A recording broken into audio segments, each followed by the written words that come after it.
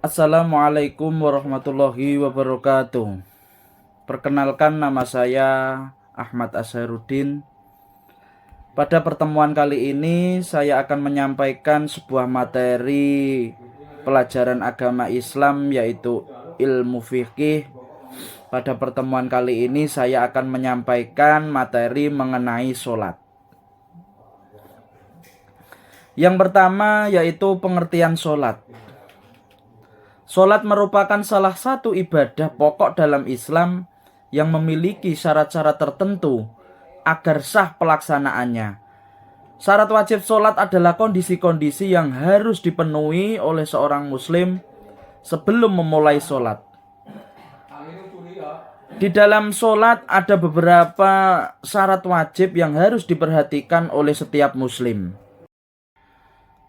Sebelum kita menjelaskan mengenai syarat wajib sholat, terlebih dahulu kita harus mengenal lebih dalam apa itu sholat.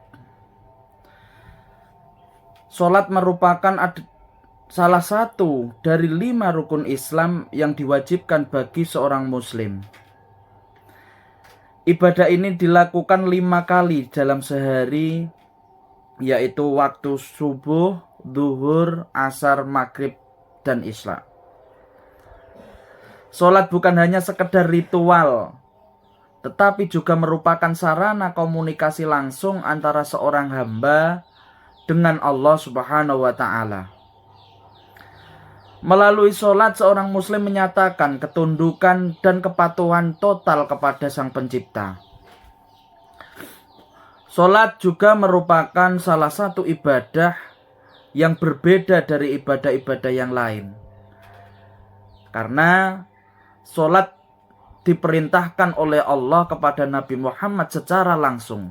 Sedangkan untuk ibadah-ibadah yang lain diperintahkan kepada Nabi Muhammad melalui malaikat Jibril. Selanjutnya mengenai syarat-syarat wajib sholat. Sebelum saya membacakan serta menjelaskan mengenai syarat-syarat wajib sholat, terlebih dahulu kita harus mengetahui apa pengertian dari syarat. Syarat merupakan sesuatu yang dikerjakan di luar ibadah tersebut yang harus dipenuhi. Jadi secara keseluruhan, syarat wajib adalah syarat yang harus dipenuhi atau sesuatu yang harus dikerjakan sebelum menjalankan ibadah tersebut. Pada kali ini syarat sholat yaitu 1. Seorang muslim harus beragama Islam. Karena sholat adalah ibadah yang hanya diwajibkan bagi umat Islam, sehingga orang yang tidak muslim maka tidak diwajibkan untuk melaksanakan sholat. Syarat yang kedua adalah balik. Balik atau telah mencapai usia dewasa.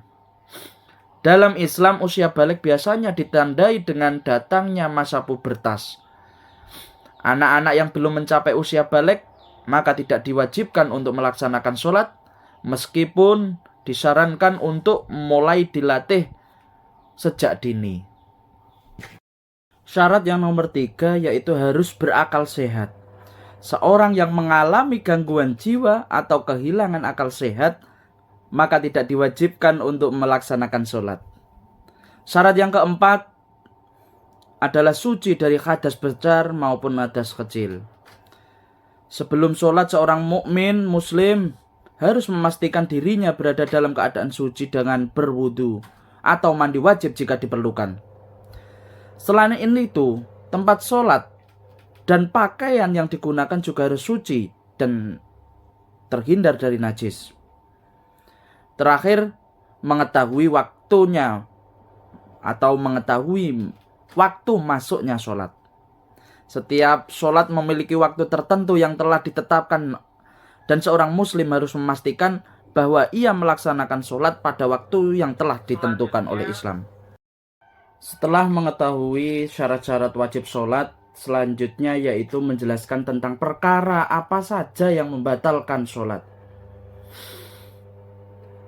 Perkara yang membatalkan sholat yaitu pertama, salah satunya adalah berbicara dengan sengaja. Karena sholat itu adalah bentuk berdialog terhadap Allah.